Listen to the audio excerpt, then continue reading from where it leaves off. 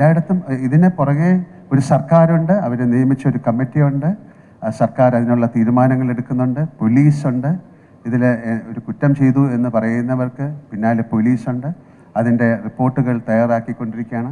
ഇത് കോടതി വരെ എത്തി നിൽക്കുന്നൊരു വിഷയമാണ്. അപ്പോൾ അതിൽ ആധികാരികമായിട്ട് ഒരു അഭിപ്രായം എന്നോട് ചോദിച്ചു കഴിഞ്ഞാൽ എനിക്കാണ് അല്ല എന്ന് പറയാൻ ഉള്ളൊരു അവസരം എനിക്കില്ല, ഞാൻ പറയില്ല. അപ്പോൾ എനിക്ക് പറയാനുള്ള ദയവ് ചെയ്ത് നിങ്ങൾ ആലോചിക്കൂ, എത്രയോ 10,000-കണക്കിന് ജോലിക്കാരുള്ള ഒരു വലിയ സംഘടനയാണ് മലയാളം സിനിമ ഇൻഡസ്ട്രി. അത് മുന്നോട്ട് ചലിക്കണമെങ്കിൽ അല്ലെങ്കിൽ ഇത് വളരെ നിശ്ചലമായി പോകും.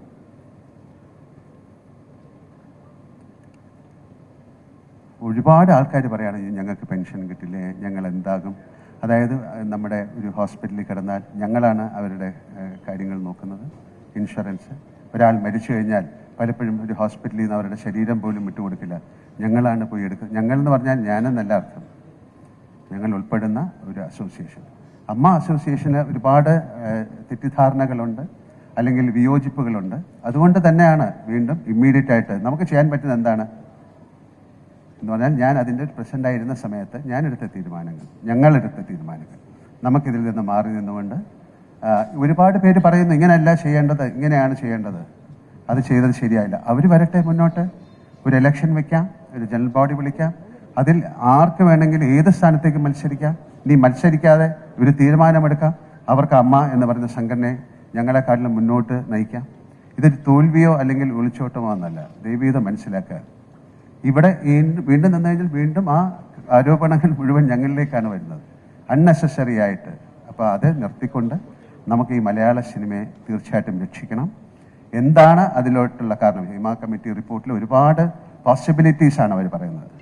മറ്റ് ഭാഷകളിൽ നിന്നെല്ലാം ഇത്തരത്തിലുള്ള കാര്യങ്ങൾ വേണമെന്നുള്ള നിർദ്ദേശം വന്നിട്ടുണ്ട്. അത് സംസ്ഥാന സർക്കാർ എടുത്ത നല്ല തീരുമാനമായിട്ടാണ് ഞാൻ കാണുന്നത്, ഹിമ കമ്മിറ്റി റിപ്പോർട്ട്.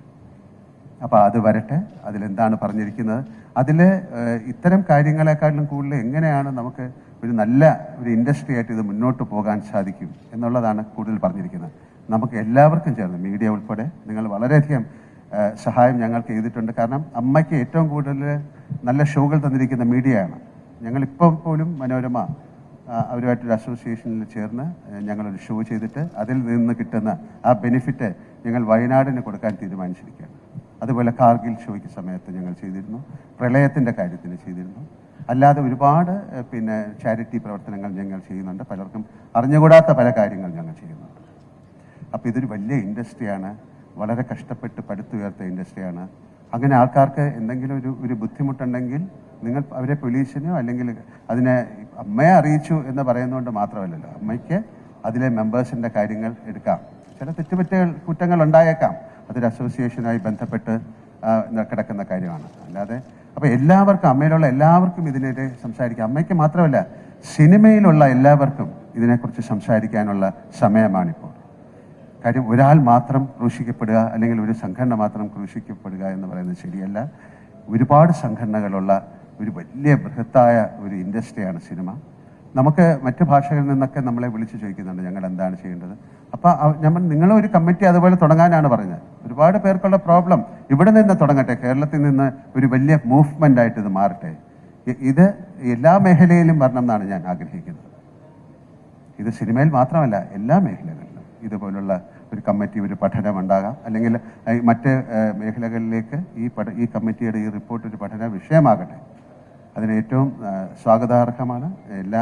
എല്ലാവർക്കും കറക്റ്റായിട്ടുള്ള റൈറ്റായിട്ടുള്ള നിയമം കിട്ടുമെന്ന് ആഗ്രഹിക്കുന്ന ഒരാളാണ് ഞാൻ. പിന്നെ നമ്മളൊരാൾ വിചാരിച്ചാൽ ആ നിയമത്തിനെ മാറ്റാനൊന്നും പറ്റില്ല. ഒരാൾക്ക് വേണ്ടി അങ്ങനെ സപ്പോർട്ട് ചെയ്യാൻ പറ്റും. പ്രോപ്പറായ തെളിവുകളും കാര്യങ്ങളും ഉണ്ടെങ്കിൽ അങ്ങനെ ഒരു കുറ്റം ചെയ്തിട്ടുള്ള ആളുകൾ ശിക്ഷിക്കപ്പെടണം എന്ന് തന്നെയാണ് എൻ്റെ അഭിപ്രായം.